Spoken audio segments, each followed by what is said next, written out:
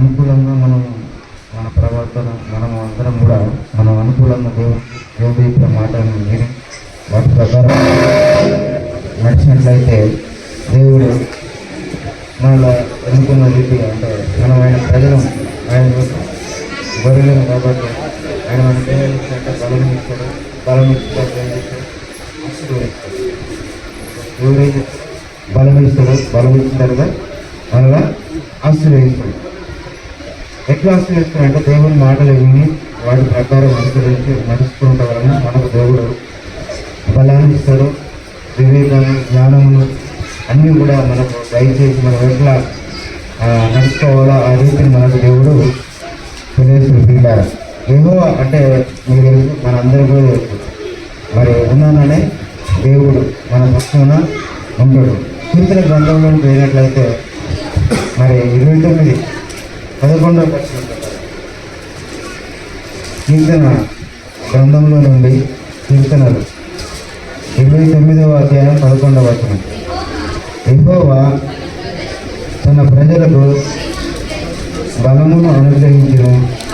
యెహోవా తన ప్రజలకు సమాధానం కలుగజేసి వారిని ఏం చేస్తాడు? సమాధానం కలిగిస్తాడు, వారిని ఆశ్రయిస్తాడు. ఎందుకు? ఆయన ప్రజలకు అంటే ఎవరైతే మరి దేవుని దగ్గరికి వచ్చి మరి ఆయన రక్షణలోనికి వచ్చినట్లయితే దేవుడు వారికి ఏం చేస్తాడంటే బలం అనుగ్రహిస్తాడు. బలము అంటే మనకు బలం అంటే ఎట్లా అంటే ఓర్పు, సహనము, ప్రార్థనలో ఉండడం మరి మనకు నేర్పిస్తాడు. అంటే మనం ఊపడం కాదు, కొట్టడం కాదు, మంది మీదకి పోవడం కాదు, ఆ బలం కాదు. మనకు కావాల్సింది ఆత్మ అనే బలమును మనకు దేవుడు ఇస్తాడు. దేవుడు ఆత్మ అనే బలము మనకు ఇచ్చినాక మన వాక్యంతోనే దేవుడు మన ఎదుటితో మాట్లాడతాడు. అంటే మన ఆత్మతోనే మనకు తెలియకుండానే మన దేవుడు మన నోటి నుంచి ఆయన బలం ఉన్నట్టు ఉంటే ఆయనే మాట్లాడతాడు. అంటే దేవుని ఆత్మ ఉండాలి. నీ దేవుడు, నా దేవుడు, నీ మనసులో నా మనసులో అర్థమవుతుంది. ఎప్పుడు కూడా ఆయన వాక్యం, ఆయన మాట ఎప్పుడు కూడా మనం తినవేసుకోవాలి, నెమరు వేసుకోవాలి. ఎప్పుడు కూడా మనం వేసుకుంటే తన ప్రజలకు వాడు చూడుకుంటాడు కదా, దేవుడు నిన్ను నన్ను ఏ బాధ చేత వచ్చినావు, ఏ ఇబ్బంది చేత వచ్చినావు, మన పూర్వస్థితి ఎట్లా ఉందో మన ఆస్తిత్వాన్ని దేవుడు మన అందరూ కూడా ఏర్పరచుకొని చూసుకున్నాడు. కాబట్టి ఆయన బలం ఇస్తాడు. బలం వీడు కాదు, వాడిని ఆశీర్వదిస్తాడు. చిన్న ప్రార్థన చేస్తున్నప్పుడు ద్వారా తనను మర్చుకున్నట్లయితే, పరిస్థితులు అయిన దేవ, కృపగలిగిన తండ్రి, మహోన్నతుడ, పరిస్థితుడ, స్తోత్రాలు, వందనాలు తండ్రి. గత వారం అంతరించి ప్రభువ నువ్వు ఏర్పరుచుకున్నటువంటి మరి ఈ పరిశుద్ధ దినము, ప్రతిష్ఠిత దినం వరకు తండ్రి మీ యొక్క బాహు కింద మీ నీడలో మమ్మల్ని దాచి కాపాడి దేవా మరి మీరు ఏర్పరుచుకున్నటువంటి వ్యాపారం మందిరంలో మమ్మల్ని ఏర్పరచుకొని సంఘముగా మమ్మల్ని సమకూర్చి దేవా ఈరోజు మీరు మాట్లాడతారు. ఏమని మాట్లాడతారు? యెహోవా తన ప్రజలకు బలం అనుగ్రహించిన, యెహోవా తన ప్రజలకు సమాధానం కలుగజేసి వారిని ఆశీర్వదించిన అనే మాటను మేము ధ్యానం చేసుకోబోతున్నాం. ప్రభావ మేము ఎలా బలం కలగాలి, ఎలా ఆశీర్వదించబడాలో దేవా ఈరోజు మాకు నేర్పించండి. దేవా మీ కటాక్షం, మీ కృప తోడించమని ప్రార్థన చేస్తున్నాను. జ్ఞాపకం మమ్మల్ని నడిపించి దేవా నిత్యము కూడా తండ్రి మీ యొక్క మాటలను దేవా మీరు ఇచ్చినటువంటి బంగారు పలుకులను ఎప్పుడు కూడా మా హృదయంలో నాటుకొని ఫలభరితంగా ఫలించే వారిగా తండ్రి ఉండే భాగ్యమును తండ్రి మాకు కలుగజేసి మీరు మహిమ పొందుకోమని కటాక్షం ఉంచుకోమని యేసునామములో ప్రార్థన చేస్తున్నాం తండ్రి, ఆమేన్. చూసిన పిల్లలారా, దేవుడు అంటాడు ఈరోజు ఏమంటున్నాడు? యెహోవా అంటాడు తన ప్రజలకు బలము అనుగ్రహించము, తన ప్రజలకు సమాధానం కలిగేసి వారిని ఆశీర్వదించు. సమాధానం ఉండాలి, మనకు నెమ్మది ఉండాలి, సమాధానం ఉండాలంటే మనం దేవుడు చెప్పిన రకంగా ఉండాలి. అంటే నీతిగా ఉండాలి, మనము నీతిగా ఉండాలి. మన నోట సత్యమే మాట్లాడాలి, అసత్యము మాట్లాడకూడదు. అసత్యం అంటే మనకు ఇష్టమైన రీతిగా మనము మాట్లాడకూడదు. మనకు వచ్చిన రీతిగా మనకి ఇష్టం వచ్చినట్టుగా మన నోట్లో మనము మాట్లాడకూడదు. కాబట్టి మనం సత్యమే మాట్లాడాలి. సత్యం అంటే దేవుని మాటలు ఎప్పుడు కూడా 24 hours 24 గంటలు కూడా దేవుని ఆలోచన, దేవుని మాటలు, సత్యమైన విషయాన్ని మనం ధ్యానం చేసుకోవాలి. అప్పుడు దేవుడు ఏం చేస్తాడు? బలం, తన ప్రజలకు బలమును అనుగ్రహిస్తాడు. నీతిమంతులట సామెతల గ్రంథంలో ఉన్నది 18వ అధ్యాయం 10వ వచనం చదవండి. సామెతల గ్రంథంలో 18వ అధ్యాయము 10వ వచనం. నీతిమంతుడట యెహోవా నామము ఏంటంటే బలమైనటువంటి దుర్గము. యెహోవా నామం బలమైనటువంటి, ఆ నామమే బలమైనటువంటి నామం. నీ నామం, నా నామం మనందరిది కాదు. ఆయన నామము బలమైనటువంటి ఆ నామము, యెహోవా నామం బలమైనటువంటి నామమా. నీతిమంతుడు ఎవరైతే సత్యాన్ని వలుపుతారో, ఎవరైతే సత్యాన్ని ఆయన చెప్పిన మాటలను పట్టుకొని ముందుకు పోతారో వాళ్ళు చదవండి. అలే నీతిమంతుడు. ఆ నీతిమంతుడు ఏం చేస్తాడు? అందులోకి పరిగెత్తుకొని పోయి సురక్షితముగా, సురక్షితం అంటే వీళ్ళకి ఏ బాధ, ఏది కూడా ఇబ్బంది కూడా ఉండదు. సురక్షితముగా ఒక వస్తువు మనం ఏదైనా మనం దాచుకున్నట్లయితే దాని ఎంత బట్టలను కానీ లేకపోతే మనకి ఇష్టం వచ్చిన వస్తువులు ఉంటాయి కదా, ఆ వస్తువులు మనం ఎక్కడ సురక్షితంగా దాచుకుంటామో, మనం ఎప్పుడైతే దాచుకుంటామో మనం దాన్ని పక్కన పెట్టి దాన్ని ఎంతగానో దాని మీద మనసు శ్రద్ధ ఉంచి తన వస్తువు కూడా ఎప్పటికీ నీట్గా చూడండి. ఒక బండి ఉన్నది, లేకపోతే ఒక కారు కొనుక్కుంటారు మానవుడు, లేకపోతే ఏదో కొనుక్కుంటారు. కొనుక్కున్నప్పుడు దాన్ని ఆ వస్తువుని ఎట్లా కాపాడుకుంటారు? నీట్గా కాపాడుకోవాలి, ఎక్కడ మంచిగా ఉండాలి అని చెప్పి మనకు ఉండదా? అలాగనే మనం కూడా ఆ సత్యమైన మాటను పట్టుకొని మనం ఏం చేయాలి? పరిగెత్తాలి. ఆ నీతిని ధరించుకొని మనం ఎప్పుడు పరిగెత్తి ఉంటే ఆ నీతిమంతుడు అందరూ పరిగెత్తి సురక్షితంగా, అంటే నీకు ఎప్పుడు కూడా ఆశీర్వాదాలతో, ఎప్పుడు కూడా నిండుగా మెండుగా దేవుడు నిన్ను, నన్ను, అందరినీ కూడా దేవుడు ఆశీర్వదిస్తున్నాడు. హల్లెలూయా. దేవుడు నిన్ను, నన్ను ఎప్పుడు కూడా ఆశీర్వదిస్తాడు.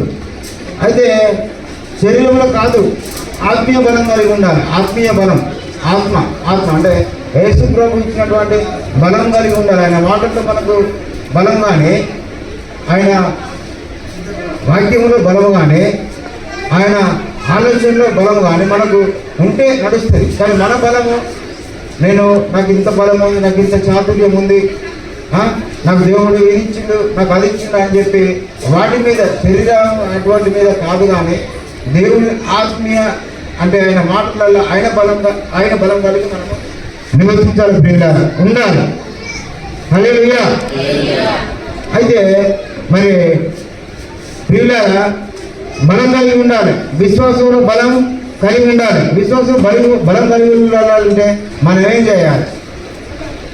ఒకసారి యెషయా గ్రంథము 26వ అధ్యాయము 3వ వచనం.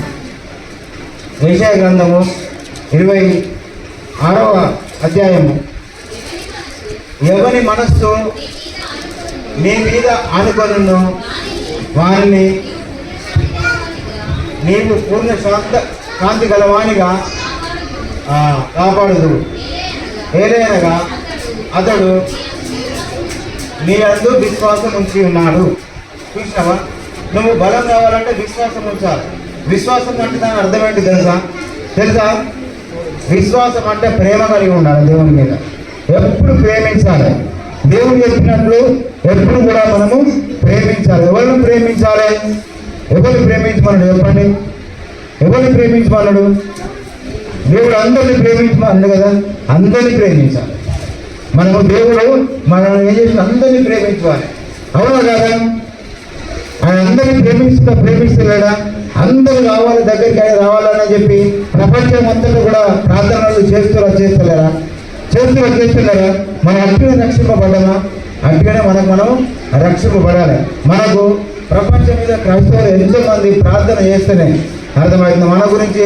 దేవా వాళ్ళు గాడి తప్పిపోయారు, త్రోవ తప్పిపోయారు, వారి ఇబ్బందుల్లో ఉన్న దేవా నువ్వు నిజమైన దేవునివి, నీలో సత్యం ఉన్నది, నీ మాటల్లో నిజం ఉన్నది దేవా, నీ మాటల్లో బలం ఉన్నది దేవా, నువ్వు నీ దగ్గర ఆశీర్వాదం ఉంది. ఎక్కడ ప్రపంచం అంతటా కూడా ఎక్కడికి పోయినా కానీ ఆశీర్వాదము లేదు దేవా, అదంతా ఉత్తదే దేవా అని చెప్పి అనుకొని ప్రార్థన చేస్తున్నారా? కాబట్టి మన మనసు ఎవరి మీద అనుకోవాలి? దేవుని మీద అనుకోవాలి. అప్పుడు నువ్వు ఏం చేస్తావంటే పూర్ణ శాంతి గల వారిగా ఆయన చేస్తాడు. నువ్వు ప్రేమ కలిగి ఉండాలి, అంటే విశ్వాసం కలిగి ఉండాలి. విశ్వాసం కలిగి ఉంటే బలం వస్తుంది. బలం రావాలంటే నువ్వు ప్రేమించాలి. ప్రేమ లేకపోతే బలం రాదు. ప్రేమ లేకపోతే బలము రాదు. అందరికీ గౌరవం ఇవ్వకపోతే బలం రాదు. అందరినీ మన ఖాతరు చేయకపోతే, విలువ చేయకపోతే బలము రాదు. ఆ బలం రావాలంటే విశ్వాసం ఉండి నువ్వు ప్రార్థన చేస్తే అర్థమవుతుంది. నేను ప్రార్థన చేసి మనం అందరం కూడా ఆయన చెప్పినట్టు మాటలను వింటే సత్యమును మనం కనుగొని ఉంటే మనకేం చేస్తాడు? యెహోవా ప్రజలను సమాధానం కలిగేసి వారిని ఎప్పుడు సమాధానం. అందుకోసం అపోసైన పౌలు గారు అంటారు, సమాధానంలో కర్తయు దాన్ని కొనసాగించుకున్న క్రీస్తు వైపు చూస్తూ నేను పరిగెత్తుతున్నాను అంటాడు. ఆయన సువార్తకు ఎప్పుడు కూడా విశ్వాసం నుంచి బలం, అంటే ప్రేమ నుంచి ఆయన విశ్వాసానికి కర్త. అంటే కర్త అంటే ఎవరు చెప్పండి? తండ్రి. నిన్ను నన్ను మనందరినీ కన్నడే ఆ తండ్రి కర్త. నీకు పోషించే ఎవరు? నిన్ను నన్ను కర్త దేవుడే పోషిస్తాడు. ఈ భూమి ఎవరు? ప్రతిదీ కూడా సమస్తము కూడా ఆయన సృష్టించినటువంటి దాన్ని మనము పూజిస్తూ మనకు కావాల్సింది అన్ని అనుగ్రహిస్తలేడా? అనుగ్రహిస్తాం. కాబట్టి మనకు ఆయన కర్త, ఆయన వైపు మనం చూడాలి, విశ్వాసం ఉంచాలి. ఎప్పుడు కూడా విశ్వాసము ఉంచాలి. అప్పుడు దేవుడు ఆశీర్వదిస్తాడు. నేను ఆశీర్వదించిననుకో నన్ను ఏమి చేయలేరు. నిన్ను దేవుడు ఆశీర్వదించిననుకో నీ మీద పగబట్టిన వాళ్ళు కానీ, నీ మీద దేశ స్వభావం కలిగి ఉన్నవాళ్ళు కానీ, నువ్వంటే ఖాతరు విలువ చేయని వాళ్ళు కానీ, అర్థమవుతుందా? వాళ్ళు ఎవరైనా కానీ నిన్ను శపించే వాళ్ళు కానీ, నిన్ను దూషించే వాళ్ళు కానీ, ఎవరైనా కానీ ఏమీ చేయలేరు. ఆయన ఎప్పుడు కూడా ఆశీర్వదిస్తాడు. ఆయన ఎప్పుడు కూడా తన ప్రజలను సమాధానం ఉంటుంది, నెమ్మది ఉంటుంది, తృప్తి ఉంటుంది. ప్రపంచంలో ఎక్కడికి పోయినా కూడా నెమ్మది లేదు. తింటారా ఈ రోజుల్లో అందరూ చాలా మంది కూడా ప్రతి కులంలో కూడా ప్రతి వ్యక్తి కూడా ఏం చేస్తున్నట్టే సమాధానం లేక ఏం చేస్తున్నా తెలుసా?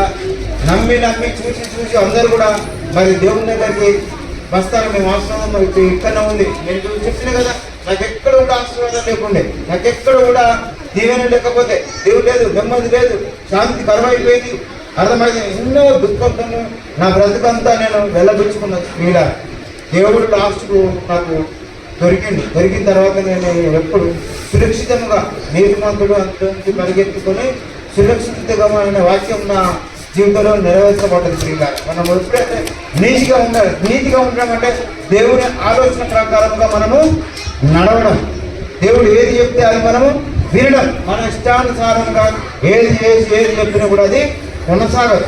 కాబట్టి స్త్రీలారా మనం దేవుని మాట వినాలి. ఆయన ఏం చేస్తాడు తెలుసా? మరి స్త్రీలారా యెషయా గ్రంథము 59:17 వచ్చింది అండి.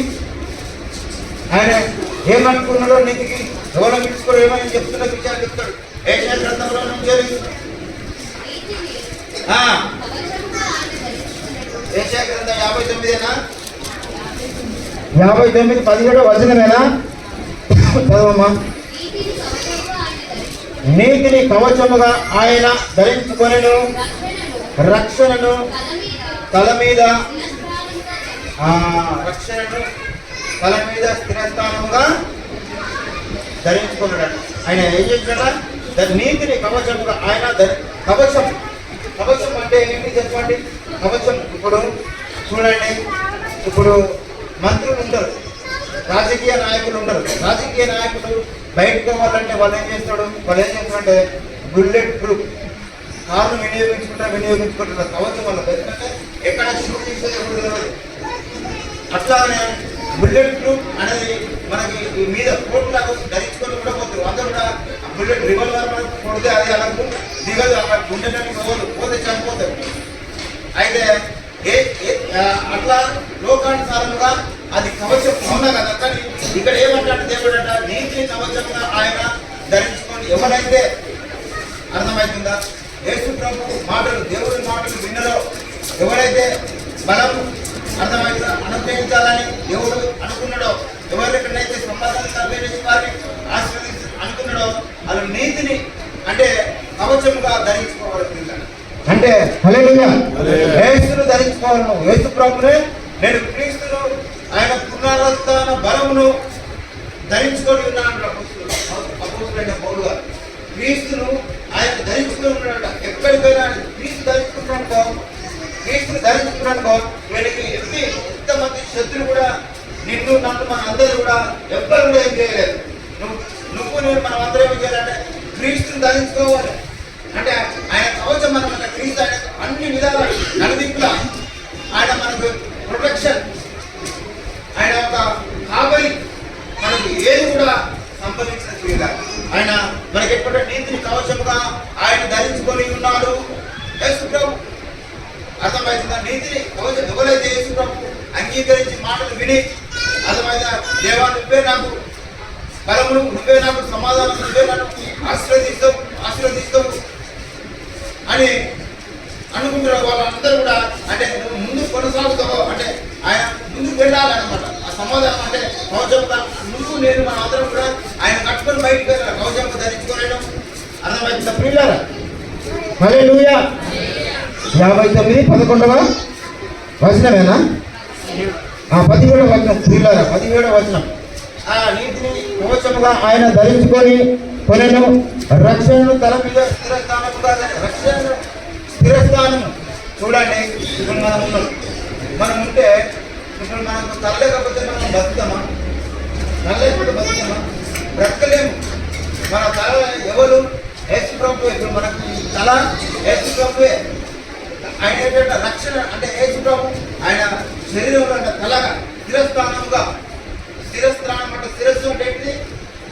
తనే కదా ఆయన శిరస్సు. ఆయన శిరస్సు, సంతానికి శిరస్సు, విశ్వాసులకు శిరస్సు, విశ్వాసులకు శిరస్సు ఒక తల. ఆయన ఆయన ఆయన ఏం చేస్తున్నాడా? రక్షణను తల మీద స్థిరస్థానంగా ధరించుకొనెను. చూసినావా? నువ్వు నేను మనం అందరం కూడా ఆయనను స్థిరస్థానంగా తండ్రిని కదా యేసు ప్రభు ఎట్లా ధరించుకొని ఉన్నాడో మరి నువ్వు నేను కూడా మనం అందరం కూడా యేసు ప్రభును ఆ దేవుణ్ణి మనం ధరించుకోవాలి. ధరించుకొని మనం ఏం చేయాలంటే ముందుకోవాలి. నీకు ఎవరు కూడా ఏమీ చేయలేరు. దేవుడు ఆయన బలం, నా బలమా నేను నిన్ను ప్రేమించుచున్నానని మరి దావీదు మహారాజు అన్నాడు. యెహోవాయే మనకు బలం, నీతిమంతుడు అందులోనికి పరిగెత్తి సురక్షితముగా ఉంటాడు. నువ్వు నేను మనం అందరం కూడా నీతిమంతులంగా ఉండాలని, దేవుడు సత్యమైన మాటలు పలకాలని అర్థమవుతుందా? ముందుకు పోయి మనం తెలియజేయడమే ధరించుకొని చేసి మనకు ఎంతో మనకు మేలు ఎంతో సమాధానం కలుగుతుంది. మనకి ఏది సమాధానం కలగదు తెలుసు. మనం ఎంత కూడా మనకి ఇది కావాలని ఇంకో కాలేజీ ఉంటుంది, మనకు అది కావాలని ఇంకో కాలేజీ ఉంటుంది, మనకు అది సమాధానం కలుగుతుంది. అదే నువ్వు దేవుడు ధరించుకొని ఉన్నావనుకో నీకు సమాధానం దేని మీద మనసు ఉంటుంది. విశ్వాసం కలిగించుకుంటారు. దేవుడు ఇల్లు కావాలంటే ఇల్లు ఇస్తాడు. దేవా నాకు విశ్వాసం కావాలని అనుకో విశ్వాసం ఇస్తాడు. దేవా నాకు సంఘం కావాలని అనుకో సంఘం ఇస్తాడు. నువ్వేది అడిగినా నువ్వేదని అడుగు. ఆయన దగ్గర అన్ని ఆయనే, ఆయన దగ్గర అన్ని కూడా ఆయనే.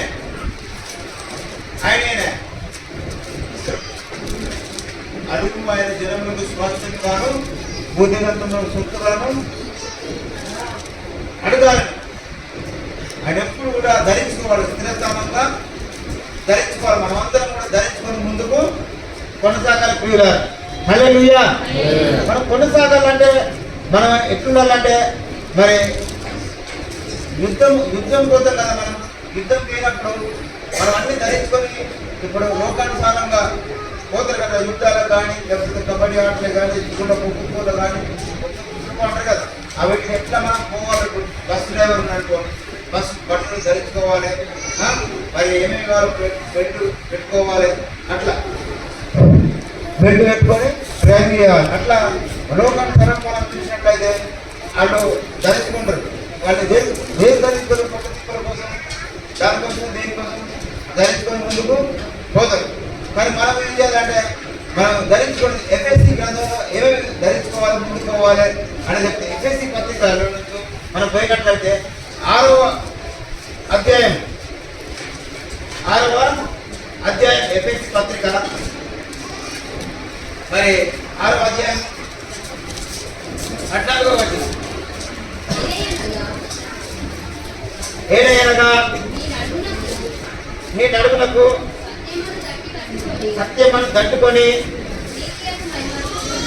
నీతి మైమర్పు తొడుక్కొని పాదములకు